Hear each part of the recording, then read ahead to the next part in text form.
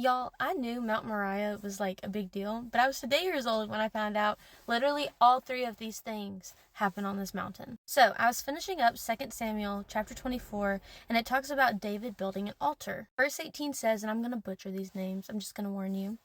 On that day, Gad went to David and said to him, "Go up and build an altar to the Lord on the threshing floor of Araunah, the Jebusite." So David went up as the Lord had commanded through Gad. Well, if you look at the footnote, it says, the threshing floor of let me try it again. I'm still probably going to butcher it, but the threshing floor of Araunah, nope.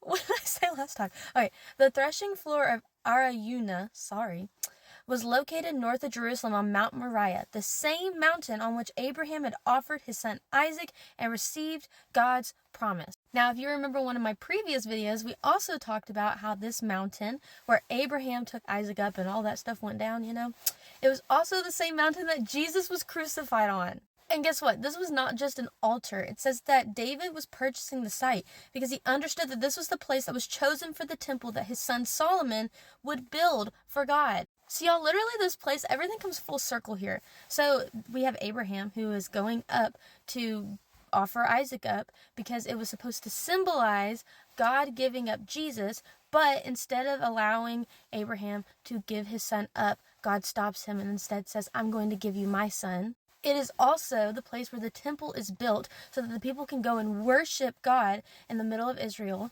And later, it was where Jesus was crucified because everything culminated here. The sacrifice that Jesus paid for us culminated on this mountain. And so God is using Mount Moriah to play out his story.